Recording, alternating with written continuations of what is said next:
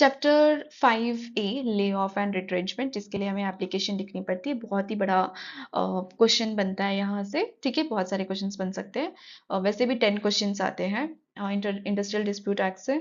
तो just try to remember numbers, days, month, कितने month में पूछते हैं, कितने मंथ में हमें रिपोर्ट भेजनी होती है, कितने मंथ में अपील कर सकते हैं। ये सारी चीजें याद रखना बहुत ज्यादा इंपॉर्टेंट है, ठीक है ना। 25A को अगर आपको आपके इंडस्ट्रियल स्टैब्लिशमेंट में ले ऑफ एंड रिटेंचमेंट करना है, ठीक है, तो आपको लगता है कि मेरे पास इतने इतने वर्कमैन हैं, तो मुझे ये वाली एप्लीकेशन लिखनी होगी। अपने जो स्पेसिफाइड अथॉरिटी है उनके पास जाके मुझे एप्लीकेशन लिखनी होगी, ठीक है। इसीलिए यहाँ पे लिखा गया है कि आपको इस सेक्शन को अगर आपने आपके ऊपर अप्लाई करना है, या इस चैप्टर को आपको आपके स्टैब्लिशमेंट में, आपके किसी भी डिपार्टमेंट में अप्लाई करना है, ले ऑफ एंड रिटेंचमेंट, तो आपको ये एप्लीकेशन लिखनी होगी।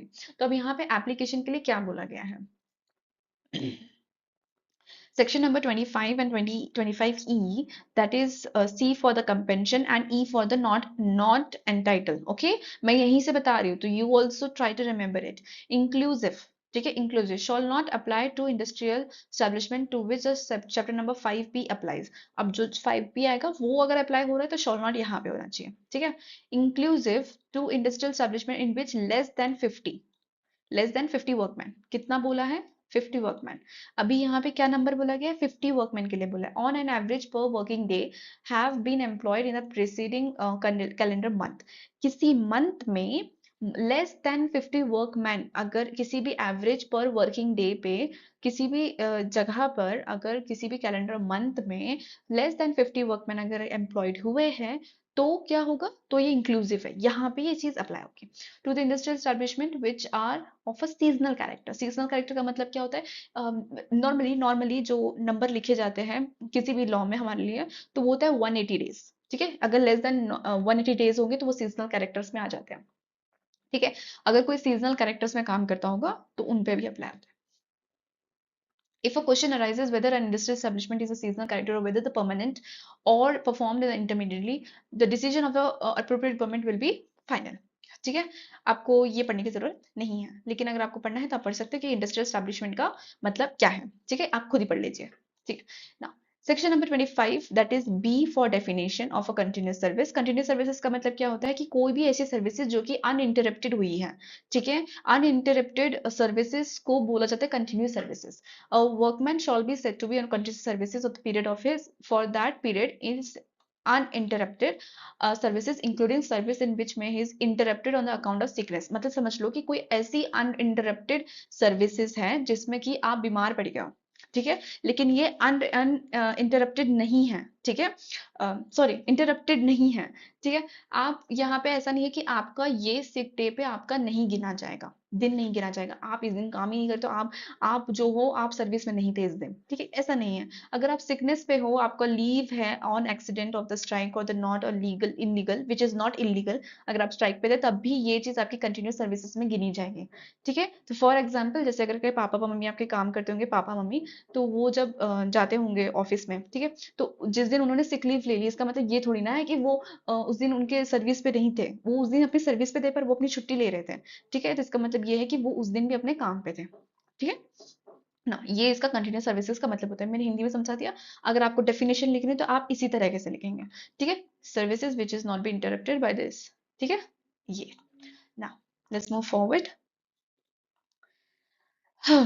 Where the workman is in the continuous services within the meaning of the clause 1 for the period of 1 year or the 6 month। अब देख लो, अब यहाँ पे ना 6 मंथ और 1 मंथ की बात करी गई है कि जब कोई भी एम्प्लॉय जो भी है वर्कमैन है, वो कंटिन्यूस सर्विसेज में 1 ईयर और 6 मंथ के लिए उनको उन्होंने बता दिया है, हमको डिफाइन करके दे दिए डेज, ठीक है। डेज हमें डिफाइन करके दिए कि ये ये जो वर्कमैन है, ये 1 ईयर में अगर इतने दिन काम किए तो ये कंटिन्यूस सर्विसेज में है, जैसे 6 मंथ इतने काम किए होंगे तो वो कंटिन्यूस सर्विसेज में, ठीक है। तो not in the continuous services within for a period of 1 year 6 month he shall be deemed to be in the continuous services under an employer for the period of 1 year. अगर वो 1 year के लिए वो workman है during the calendar year month preceding the date of references of the calculation, जो भी उनको बनाना होगा, जो भी उनका 1 मंथ होगा, 12 मंथ होगा, वो अपने तरीके से बताएंगे, ठीक है। उसने उसने कितने दिन का काम करने को होना? 190 डेज, 190 डेज बिलो ग्राउंड, ठीक है। ये कॉमन क्वेश्चन है, और ये आता है। और 240 days in other cases. Other cases का मतलब क्या समझ सकते हैं? Above the ground. ठीक है, बिलो द ग्राउंड हमको दे दिया है ना, तो अबव द ग्राउंड कितना होगा? 240 डेज। क्या ये पीवाईक्यू बनता है? यस, ये पीवाईक्यू है कि 240 डेज हम अबव द ग्राउंड के लिए गिनते हैं, तो 190 डेज हम किसके लिए गिनते हैं? Below the ground. ठीक है, अगर वो 6 मंथ के लिए वर्कमैन है, ठीक है, वो जो कैलेंडर मंथ में है, 6 कैलेंडर मंथ्स में है, तो उसका कैसे गिना जाएगा? 95। ठीक है, 95 in the case of the workman employed in below the ground in the mine, और to 120 days, 120 days in other cases। ठीक है, तो ये 1 ईयर के लिए और ये 6 मंथ के लिए आपको याद रखना है। ठीक है ना। For the explanation, for other explanation, ठीक है, वो जो वर्कमैन है ये एक्चुअली वर्क कर चुका है अंडर एन एम्प्लॉय, जो कि इंक्लूड क्या कर रहा है? और भी चीजों को इंक्लूड कर रहा है। ये यहाँ पे ये बता रहा है कि अगर वो वर्कमैन उस दिन नहीं था काम पर, इसका मतलब ये है कि वो स्टिल उस कंटिन्यू सर्विसेज में था, उस एम्प्लॉयर के अंतर्गत। तो नंबर ऑफ डेज को कैसे गिना जाता है? नंबर ऑफ डेज उसने कैसे काम किया होगा? तो ये जो 1 ईयर हमने भी पढ़ा, 1 ईयर में 190 डेज है, समझ लो। उस 190 डेज में आप समझ लो कि वो he has been laid off. ठीक है, वो लेड ऑफ हो गया था, तो भी वो 190 डेज में आएगा। He was been in the leave और द फुल वेजेस, वो फुल वेजेस के साथ में लीव पे था, तब भी वो 190 डेज, 240 डेज के अंतर्गत आएगा। He is been absent during the temporary disablement. ठीक है, उसके वजह से भी वो वहां पे आएगा ना। In the case of the female, अगर समझ लो वो मेटर्निटी लीव पे है, तो सच पीरियड जो कि नॉट एग्जिस्ट दी 12 वीक्स, उनको 12 वीक्स का दिया जाता है month as an maternity leave, तो अगर वो 190 डेज के अंतर्गत तब भी वो आती है। लेकिन अगर वो 12 वीक्स कंप्लीट, 12 वीक्स एग्जिट कर रहा है, तो फिर वो नहीं आती है।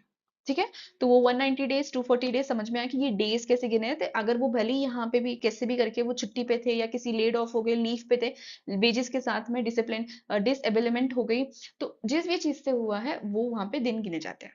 ठीक है, चलो। Right of the workman laid off for the compensation. अब देखो, जो भी लेड ऑफ हुए थे उस पे राइट क्या है वर्कमैन का? अगर वो लेड ऑफ हुए तो क्या उसे कंपेंशन मिलेगा? यस, मैंने जो हाईलाइट किया है आप वैसे ही लिखेंगे। ठीक है, मतलब मैं ऐसे कह रही हूँ कि आप लिखिए, लेकिन आप अपने तरीके से भी लिखिए। ठीक है, मैं ऐसे बता रही हूँ। ठीक है, workman were whenever a workman other than the बदली workman and the casual workman। ठीक है, बदली वर्कमैन एंड कैजुअल वर्कमैन अभी नीचे समझाऊंगी, आप ऊपर से अभी इतना जानिए। ठीक है, whenever a workman, ठीक है, कोई भी वर्कमैन जिसका नाम उस master rules of industrial establishment में है, ठीक है, and who has completed not less then 1 year, मतलब उसने कितना कंप्लीट करना चाहिए? 1 year. Not less then 1 year तो नहीं, नॉट लेस देन 1 ईयर के मतलब है कि उसने 1 ईयर कर लिया हो या 1 ईयर से ज्यादा हो चुका उसका काम। ठीक है, 365 डेज में से 367 डेज उसने काम किया हो, ठीक है, वो कंटिन्यू सर्विसेज में हो, तो वो under an employer is lead off. ठीक है, वो लेड ऑफ तब होगा जब उसने क्या किया होगा? नॉट लेस देन 1 ईयर उसने काम कर लिया होगा और मास्टर रोल में वो आता होगा। तो laid off whether continuously or intermittently, he shall be paid by the employer for all the days during he is so laid off। ठीक है, वो किसी भी वजह से लेड ऑफ हुआ हो, कंटिन्यूसली हो रहा हो या किसी बीच बीच में हो रहा हो, जिस भी तरीके से हो रहा हो, वो मास्टर रोल में आता हो, उसने 1 ईयर से ज्यादा कंप्लीट कर लिया होगा, तो वो लेड ऑफ अगर हो रहा है तो उसको कंपेंशन मिलना चाहिए। Except of such weekly holidays, क्या बोल रहा है? वीकली हॉलीडेज और एनी में intervene compensation which shall be equal to the 50% of total wages of the basic wages and the DRS allowance, D and basic wages. ठीक है, 50% का उसको वो मिलेगा लेड ऑफ जब हो रहा होगा। हम्म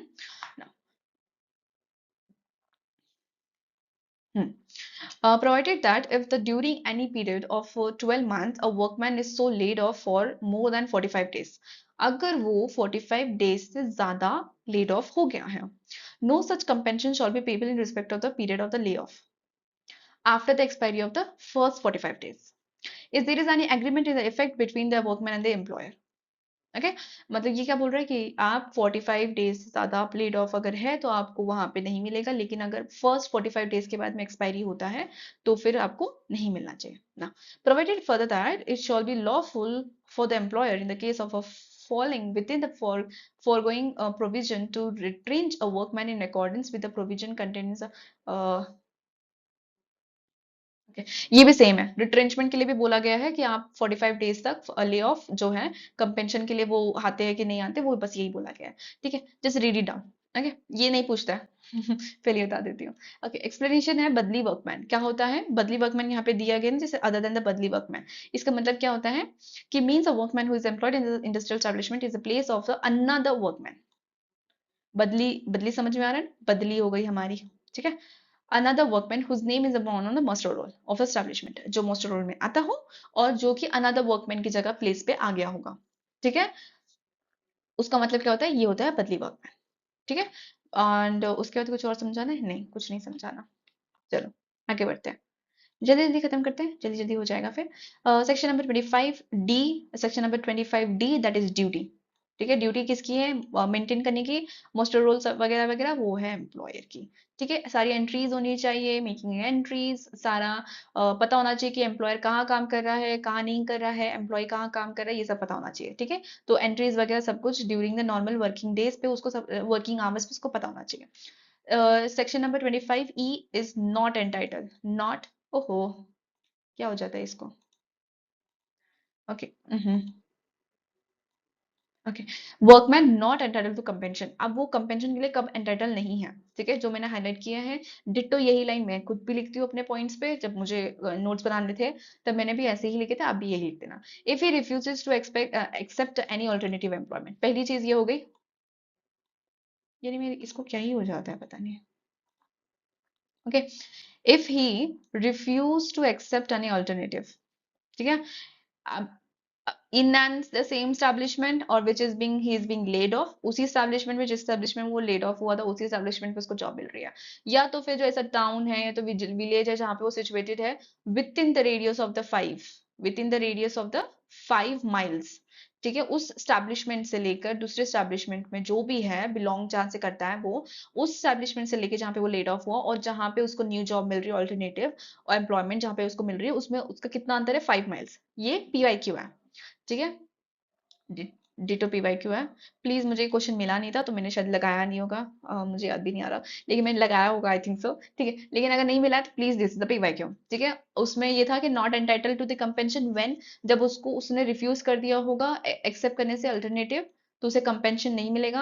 अगर वो 5 माइल्स के अंतर्गत आता होगा तब उसने एक्सेप्ट नहीं किया तब भी वो उसको नहीं मिलेगा। If it does not present himself at the work of the establishment at appointed time during the normal working day, भले ही वो लेड ऑफ है, ठीक है, भले ही वो लेड ऑफ है लेकिन उसको नॉर्मल वर्किंग आवर्स में एटलीस्ट वंस अ डे उसको खुद को प्रेजेंट करना होता है, लेकिन अगर उसने प्रेजेंट नहीं किया तो क्या होगा? Not entitle. If such laying off is due to the strike of slowing down the production of workman in another part of the establishment, किसी कारणवश पैसे नहीं दे रहे हैं, स्ट्राइक और स्लोइंग डाउन हो रहा है इसी की वजह से, तो वो वहां पे नॉट एंटाइटल। ठीक है ना? PYQ है, प्लीज पढ़ना। हाँ, ठीक है ना? Section number 25, condition president to retrenchment of workman. अब देखो, रिट्रेंचमेंट का मतलब क्या होता है कि आप टेम्परेरी, मतलब आपका कोई कॉन्ट्रैक्ट है, कुछ तो है जो आपका कैंसिल हो गई, कैंसिल नहीं हुआ, मतलब समझ लो खत्म हो चुका है, खत्म हो चुका है। ठीक है, लेकिन अदर देन व्हाट, कि आपका रिटायरमेंट नहीं हुआ है, आप सुपर एनिमेशन नहीं हुआ, ये सब कुछ रिट्रेंचमेंट नहीं होता। रिट्रेंचमेंट का मतलब है कि आपको कोई पीरियड था, आपका वो खत्म हो गया है। ठीक है, आप टेम्परेरी सब बंद हो चुका है। ठीक है, तो वो कॉन्ट्रैक्ट खत्म हो चुका है, तो आप जिस चीज को आप वापस से रिन्यूअल नहीं कर सकते, मतलब आप उस कॉन्ट्रैक्ट को फिर से बोल नहीं सकते कि आप मेरा कॉन्ट्रैक्ट बढ़ा दो ना सर, ऐसे नहीं नहीं, ये नहीं हो पा रहा है ना, इसका मतलब वो कि रिट्रेंचमेंट हो रहा है। ठीक है, no workman employed in an industry in who has been the continuous services for not less than the 1 year, मतलब यहाँ पे हर चीज क्या बोल रही है? 1 ईयर तक तो होनी ही चाहिए। Under the employer shawl B retrench by the employer until, कब तक नहीं कर सकते उसको retrench? Workman has given a 1 month of notice. अब यहाँ पे आप एक आपकी जो भी कॉपी होगी ना, ठीक है, ये आपकी कॉपी है। आप अगर नोट्स बना रहे हो मेरे साथ, अगर आप नोट्स बना रहे हो तो अभी आप क्या करेंगे, यहाँ पे लिखेंगे डेज, यहाँ पे आप लिखना डेज। ठीक है, तो अब यहाँ पे मंथ और डेज लिखना। ठीक है, जैसे कि मैंने वहां पे 190, 240, सॉरी 240 डेज, ये सब है ना, यहाँ पे लिखना। तो एकजुट करके आपको एक जगह दिख जाएगा कि कितने डेज कहाँ कहाँ कितने डेज लग रहे हैं। ठीक है, और आपको फिर यहाँ से लेके वहां तक का जो भी दूसरा कोई लॉ होगा ना जो कि आप पढ़ रहे हो, तो आपको उसमें ना कॉमननेस दिख जाएगी। और पक्के से आपको याद रहेगा कि यहाँ पे कितना दिन है और यहाँ पे कितना दिन है, जैसे मुझे याद रहता है। ठीक है, तो 1 मंथ अगर रिट्रेंचमेंट हो रहा है तो 1 मंथ के लिए है। ठीक है, इसी के बाद अभी देखो यहाँ पे एक और आएगा जिसमें 3 मंथ होगा, आपको मैं याद दिलाती हूँ। ठीक है, तो ये 1 मंथ का नोटिस को उसको देना होगा, रिट्रेंचमेंट कर रहा होगा तो। ठीक है, now the workman has been paid at the time of a retrenchment. Compensation shall be equivalent to the 15 days average pay. 15 days का एवरेज पे जो होगा, जो कंटिन्यूस सर्विसेज में हो चुका होगा, जो कंटिन्यूस सर्विसेज में है, उसको 15 डेज का एवरेज पे मिलेगा एक्सेस ऑफ द 6 मंथ के हिसाब से। ठीक है, और वो अप्रोप्रिएट गवर्नमेंट को पता होगी, ये बात बस यहाँ पर बोला गया। ठीक है, तो कुछ यहाँ पे याद रखने की जरूरत है, बस आपको क्या याद रखना है, 1 मंथ याद रखना है ना। Section number 25 FF, that is transfer of the undertaking. मतलब कि अगर कोई कंपेंशन कब मिलेगा वर्कमैन को, in the case of a transfer of the undertaking. ठीक है, कोई अंडरटेकिंग मतलब कि कोई भी कोई और जो है वो अंडरटेक कर रहा है उस स्टैब्लिशमेंट को, तो उसमें वर्कमैन को कितना कंपेंशन मिलेगा या मिलेगा कि नहीं मिलेगा, वो यहाँ पे बोला गया है। Where an ownership of the management undertaking is transferred or by the agreement or the operation of the law, employer relation is undertaking a new employer, every workman who has been continuous services not less than the 1 year, मतलब समझ लो कि उसने कितने काम किया होगा, not less than the 1 year, मतलब समझ लो उसने 240 डेज से भी कम काम किया है। ठीक है, 240 डेज से भी उसने कम काम किया, तो क्या उसको कंपेंशन मिलेगा, आप कमेंट करके मुझे बताना। मैं फिर से क्वेश्चन पूछ रही हूँ, यहाँ पे नॉट लेस देन 1 ईयर के बारे में बोला गया, इसने 240 डेज से भी अगर कम काम किया होगा तो क्या उसको कंटिन्यूस सर्विसेज में माना जाएगा, क्या उसको कंपेंशन मिलेगा। Do comment, okay. आप कभी भी ये वीडियो देख रहे होंगे, किसी भी साल में देख रहे होंगे, डू कमेंट ना। Undertaking immediately before the transfer of shall be entitled to the notice and the compensation in accordance with the provision of section number 25F. And if the workman has been retrenched, providing that nothing shall be applied to the workman in the case there is a change in the employee by the reason of the transfer. अब देखो यहाँ पे बोल रहा है कि जो transfer है, employer by the reason of the transfer, मतलब जो जो भी चल रहा है, जिस वजह से भी ये अंडरटेकिंग हुई है, ठीक है, शॉल बी अप्लाइड टू, मतलब जो भी इस प्रोविजन में जो भी चल रहा है वो वर्कमैन पे अप्लाई कब कब नहीं हो पाएगा। The service of the workman has not be interrupted, मतलब आप जब समझ लो ट्रांसफर ऑफ द अंडरटेकिंग हो गई, लेकिन उसमें उसका वर्कमैन का जो काम है, जो ट्रांसफर हुआ था, उस वजह से उसका कोई इंटरप्टेड नहीं हो रहा है। ठीक है, terms and condition of the services जो है वर्कमैन की, वो वो जो काम कर रहा था उससे ज्यादा कम या ज्यादा नहीं है। ठीक है, जो काम कर रहा था वैसा वैसा मिल रहा है। ठीक है, तो टर्म्स एंड कंडीशन भी कोई उसकी चेंजेस नहीं हो रही है। और new employer is and the transfer of the otherwise legally liable to the pay to the workman. हाँ, यहाँ पे क्या बोल रहा है कि सच ट्रांसफर और otherwise legally liable to pay to the workman, मतलब यहाँ पे न्यू एम्प्लॉयर है अंडर दिस, जो भी रिट्रेंचमेंट हुई है of his retrenchment compensation on the basis we continuous and has not be interrupted by the transfer. ठीक है, यहाँ पे उसको कंपेंशन मिलेगा कि नहीं मिलेगा, न्यू एम्प्लॉयर से यहाँ पे उसकी बात करी गई है। ठीक है ना, लेट्स मूव फॉरवर्ड। यहाँ पे आपको क्या याद रखना है, 1 मंथ याद रखना है, और बाकी यहाँ पे कुछ याद रखने की जरूरत नहीं। बस ट्रांसफर ऑफ द अंडरटेकिंग कब कब एप्लीकेबल नहीं हो पाएगी, किस पे नहीं होगा, जब अगर वो इंटरप्टेड नहीं हो रहा है, वो terms and conditions less favourable नहीं हो रहे टू दी वर्कमैन, तब वो नहीं होगा ना। Just a second, okay. Section number 25 FFE, okay. 60 days notice आ गया। आपकी कॉपी तैयार रहनी चाहिए, जैसे कि मैंने बताया, आप यहाँ लिखना। ठीक है, यहाँ लिखना 60 days notice to be given of intention to close down any undertaking. अगर कोई भी अंडरटेकिंग को क्लोज ही डाउन कर देना है, लॉक लगा लेना है भाई, बिल्कुल एकदम लॉक लगा लेना है, तो इंटेंटेड टू क्लोजर, ओके। तो अगर तब वो हो रहा हो तो 60 डेज का नोटिस मिलना चाहिए। अगर रिट्रेंच कर रहे हो तो 1 मंथ का नोटिस मिलना चाहिए। ठीक है, तो 60 days of notice intention to close down any undertaking and employer to intend to close down undertaking shall serve at least 60 days of notice. कितना, 60 डेज, ओके। हाईलाइट कर देते हैं,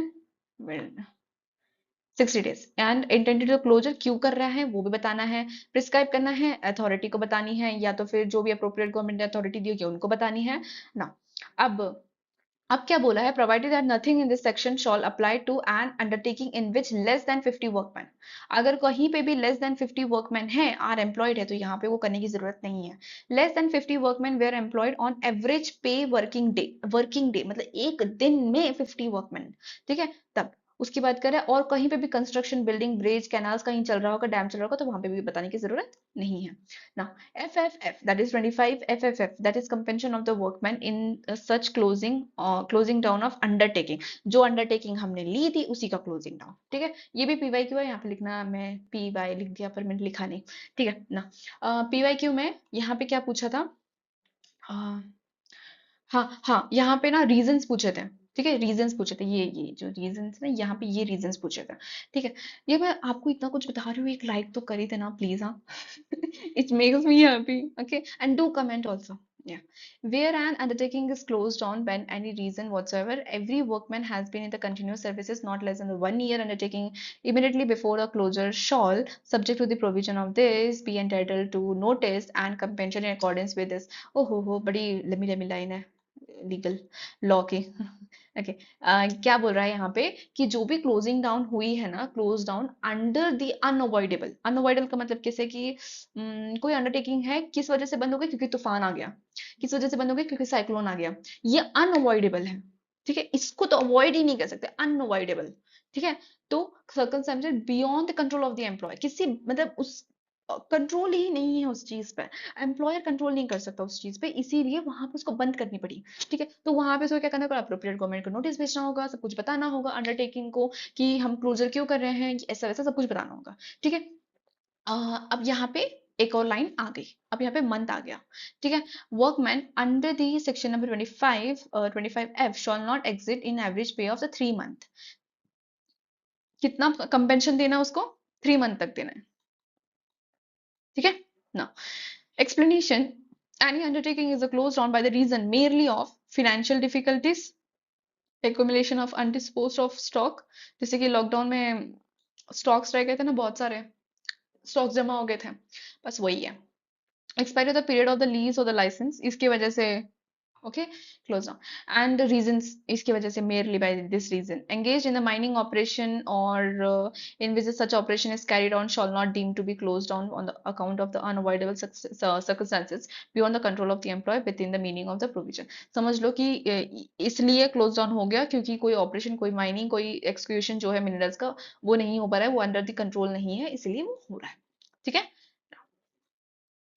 Procedure of the retrenchment, re-employment and the retrenched workman, and effect of the law inconsistent with this chapter।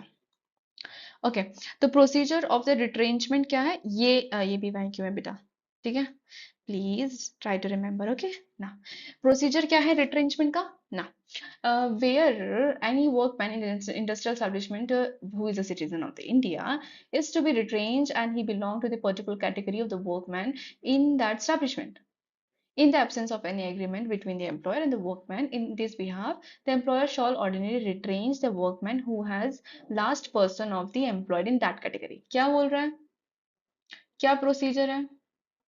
Who was the last person to be employed in that category? Okay, बस complete. Procedure क्या है? Last person. हम आए थे last और हम ही चले गए पहले। मैं तो अभी अभी आया हूँ, मेरे को क्यों निकाला? So this is okay। 25H, that is re-employment of the retrenched workman। अब देख लो भाई, मैं तो अभी अभी आया हूँ, मुझे क्यों निकाला? उसके बाद उसका री एम्प्लॉयमेंट भी हो रहा है, ठीक है। तो री एम्प्लॉयमेंट का मतलब क्या है कि रिट्रेंच्ड वर्कमैन जो था उसका अब वापस से आप उसको किसी भी काम में, अगर वो सिटीजन है इंडिया का, तो आप उसको फिर से री एम्प्लॉयमेंट दे सकते हैं।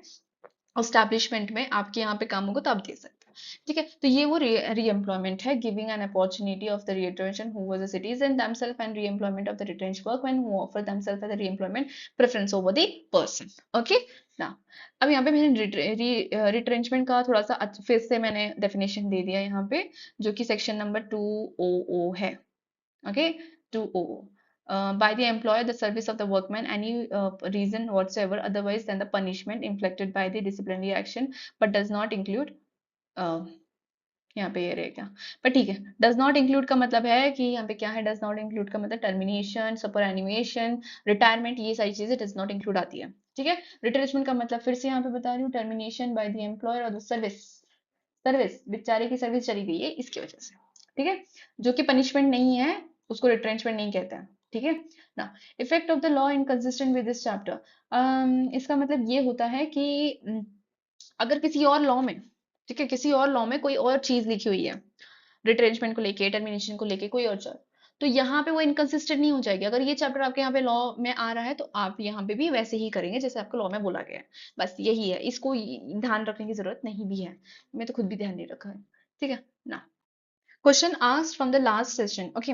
ये मैंने कहा था कि मुझे ये मिल नहीं रहा है ये क्वेश्चन, ठीक है। मुझे इसका आंसर बहुत अच्छे से याद था लेकिन मुझे इसका क्वेश्चन बिल्कुल याद नहीं आता कहाँ कौन से ईयर का क्वेश्चन था ये, जो कि मुझे अभी भी याद नहीं है, लेकिन स्टिल मुझे ये क्वेश्चन मिल गया। ठीक है, तो नाउ कंसिलिएशन ऑफिसर जो मैंने बताया था कि अगर आपकी रिपोर्ट जो है, सबमिशन ऑफ द रिपोर्ट, ठीक है, final submission of the report जो होती है, जब वो रिसीव्ड होती है तो वो किस दिन कंक्लूड होती है। ठीक है, ये मैंने लास्ट सेशन में आपको समझाया था। ठीक है, लेकिन आपको अगर यहाँ से अभी आंसर समझ में आ रहा है तो वेरी वेरी गुड। ठीक है, लेकिन अगर आपको नहीं आ रहा है तो please go and watch. Okay, यहाँ पे ये क्वेश्चन है यूजीसी का। ओके, मैं कुछ नहीं बोल रही हूँ। ओके ना, conciliation officer declare an industrial dispute has been ended in the failure. Failure हो गया, कंसिलिएशन ऑफिसर ने रिपोर्ट बनाई, ठीक है, 15 अक्टूबर 2017 को, and submit the failure report to the appropriate government on 18 October. दो डेट्स हमें मिल गई। The said report is being received by the government on the 29th October and the government refer the dispute to the labor court. अच्छा जी, ठीक है। On which date it is deemed to that the conciliation has been concluded. किस दिन ऐसा माना जाएगा कि ये conclude हो चुकी है। Now pause the video and try to answer this. नहीं आया है तो come back to this and let's see. Okay ना, अगर आपने आंसर देते तो very very good. Okay ना, अब मैंने बताया था कि कोई भी रिपोर्ट है, जिस दिन वो कंक्लूड हो गई है, और कंक्लूड कब हुई है, जिस दिन वो रिसीव्ड हो चुकी है अप्रोप्रिएट गवर्नमेंट को, उस दिन वो कंक्लूड हुई है। तो यहाँ पे इस क्वेश्चन के देखा जाए तो 29 अक्टूबर। ओहो हो, क्या हो जाता है इसे, 29 October is the right answer, क्योंकि ये यहाँ पे उस दिन रिसीव्ड हो गई है। ठीक है, इसका सेक्शन मैंने बहुत अच्छे से समझाया, गो एंड वॉच। ना, which of the following authority is not an adjudicatory. इतना तो देखने के बाद भी आ जाना चाहिए। बताओ भाई, यूजीसी हमारे इतने आंसर, इतने क्वेश्चंस, इतने आंसर्स, और हमें इतनी इजी इजी आ जाते हैं। तो देखो, 2 मार्क्स ऐसे ही मिल गए आपको, क्योंकि आपको पता है कि आर्बिट्रेशन नहीं है। ठीक है ना, this is the last question that I have got. Let's try to answer it. थोड़ा सा मिक्सी टाइप है कि समझ में ना आए ऐसा, नॉर्मली तो लोगों को नहीं आएगा, क्योंकि अगर उन्होंने डीप डाउन नहीं पढ़ा है तो नहीं आएगा। ठीक है, अगर आप मुझसे पढ़ रहे तो आपको जरूर आएगा। ठीक है ना। इंडस्ट्रियल डिस्प्यूट एक्ट में जो थर्ड शेड्यूल है, अगर वो थर्ड शेड्यूल है और हमारे पास में सेकंड शेड्यूल है, ठीक है, try to answer which is the second schedule and third schedule. Okay, comment down ना। थर्ड शेड्यूल जो है और जो सेकंड शेड्यूल है हमारे पास में, ठीक है। अब यहाँ पे क्वेश्चन पूछ रहा है आपसे कि वो कब, जो थर्ड शेड्यूल है वो रेफर किया जा सकता है लेबर कोड को। यहाँ पे वो क्वेश्चन पूछ रहा है। तो मैंने पहले भी बताया था, जब पढ़ा रही थी तभी बताया था कि जब कोई भी वर्कमैन, जितने भी वर्कमैन है उसमें नॉट अफेक्टिंग मोर देन 100, तब वो राइट आंसर होगा। कि आप कब लेबर कोड को रेफर कर सकते हो, जब वो 100 से ज्यादा, 100 से ज्यादा लोगों को अफेक्ट नहीं कर रही है, तो आप लेबर कोड को जाके बता सकते हैं कि ये प्रॉब्लम हुई थी, हमें इंडस्ट्रियल ट्रिब्यूनल्स तक नहीं जाना है, आप लेबर कोड में हमें आंसर दे दो, ठीक है, हमें अवार्ड दे दो, जो भी है। ठीक है, तो यहाँ पे वो रेफर हो सकता है। ठीक है, so this is all the questions that I have got from the last session. मुझे मिले क्योंकि मैं खुद भी पढ़ रही थी, इसीलिए मैंने और एक चीज पढ़ी थी कि यूपीएससी में भी एक क्वेश्चन आया हुआ था रिट्रेंचमेंट का। तो please try to remember the retrenchment, कि रिट्रेंचमेंट होता क्या है करके। उसके बाद if I try to remember anything else, and let's have one more session, then we will complete everything. उसमें भी मैंने क्वेश्चंस अटैच करे, आपको जरूर हेल्प हो जाएगी उससे भी। ठीक है, प्लीज डू एंड लाइक। मैं देख रही हूँ कि बहुत सारे व्यूज आ जाते हैं, लेकिन मुझे देख रही हूँ कि मैं लाइक्स तो बिल्कुल भी नहीं आते। तो please try to like it also and do subscribe also. Okay, this makes me more happy, क्योंकि मेरे नोट्स जो मैं खुद इतने बना रही हूँ वो आपको हेल्प कर रहे हैं। ठीक है, तो do try to comment down your questions also, क्योंकि मुझे बड़ा मजा आता है क्वेश्चन सुनने में भी। ठीक है, तो चलो, bye bye and thank you so much for having the time with me. Okay, bye bye.